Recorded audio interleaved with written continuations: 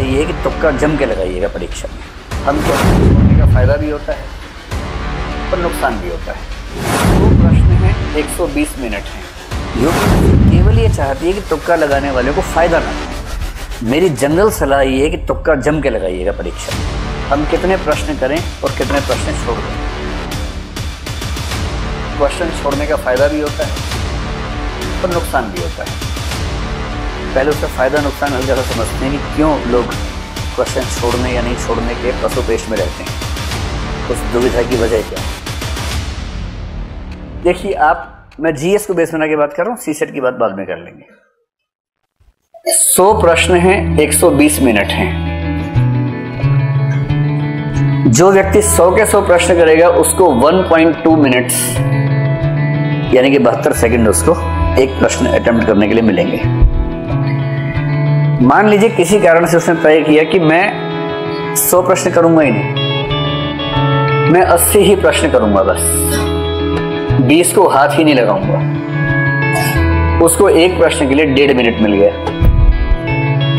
और जब उसको 1.5 मिनट मिलेगा तो स्वाभाविक है कि उसको प्रश्न को पढ़ने के लिए, सोचने के लिए, उत्तर को मैच करने के लिए समय ज्यादा मिला। और हो सकता है कि इस वजह से उसके 5-7 सवाल वो ठीक हो जाएं जो 100 करने के चक्कर में गलत हो जाते हैं। इसलिए कई लोग स्ट्रेटेजिकली कम प्रश्न करते हैं कि इतने करूंगा उतने ठीक कर लूंगा, बस ज्यादा करने के दबाव में रहना ही नहीं है। तो एक फैक्टर तो हो गया रीडिंग स्पीड। आपके किसी प्रश्न को पढ़ने की स्पीड कितनी है, उससे आप तय करें कि आप कितने प्रश्न करना चाहते हैं अटेम्प्ट। एक दूसरा फैक्टर बहुत महत्वपूर्ण है और दूसरा फैक्टर है तुक्का लगाने की क्षमता।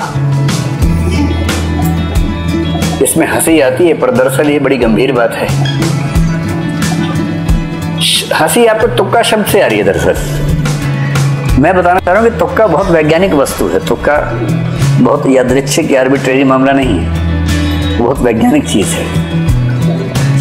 चलिए हम समझने का प्रयास करें। जैसे जनरल कैटेगरी में मान लीजिए कि आप एग्जाम दे रहे हैं और आपको 110 या 112 मान लेते हैं, 56 प्रश्न आपके ठीक होने चाहिए।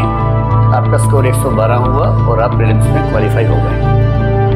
ठीक है, अब 56 प्रश्न आपके सही हैं, इसका मतलब है नेगेटिव मार्किंग हटाने के बाद इतने सही हैं। जो यूपीएससी का नेगेटिव मार्किंग का तरीका है वो बड़ा ही सिस्टमेटिक तरीका है। नेगेटिव मार्किंग का मेथड संक्षेप में समझ लें, बहुत वैज्ञानिक है। उसका फायदा क्या है, नुकसान क्या है, दोनों बातें स्पष्ट होनी चाहिए। मेरी जनरल सलाह ये है कि तुक्का जम के लगाइएगा परीक्षा में। लेकिन मैं उस सलाह पे आने से पहले वजह समझाना चाह रहा हूँ। और ये सलाह सबको नहीं है, किसको नहीं है ये आपको खुद जज करना है अभी की बात सुनने के बाद। जनरल सलाह यही है। लेकिन नेगेटिव मार्किंग का यूपीएससी का बड़ा सरल सा नियम है कि अगर आपका एक प्रश्न सही हुआ तो उसमें 2 नंबर मिलेंगे, और यदि आपका एक प्रश्न गलत हुआ तो उसमें सही होने पर मिलने वाले अंकों का 1/3 कट जाएगा, तो 2/3 आपका माइनस हो जाएगा।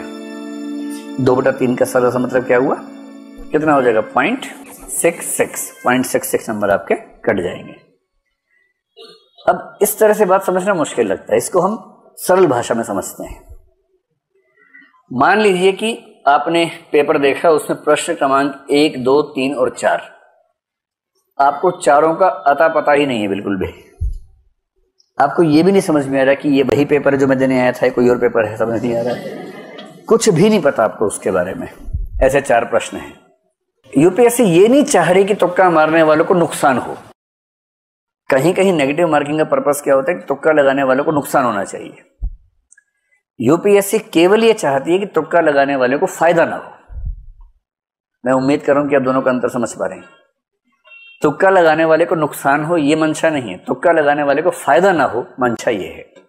कैसे ये मंशा है, सिंपल प्रोबेबिलिटी है कि चारों प्रश्नों में 4-4 ऑप्शंस हैं और आपको एक भी नहीं आता है। आपने पहले प्रश्न में 4 में से रैंडमली कोई भी लगा दिया, सही होने की संभावना कितनी है, 1/4 है।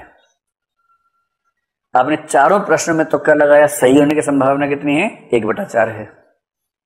सिंपल लॉ ऑफ प्रोबेबिलिटी कहता है कि आपका एक ठीक होगा 3 गलत होंगे।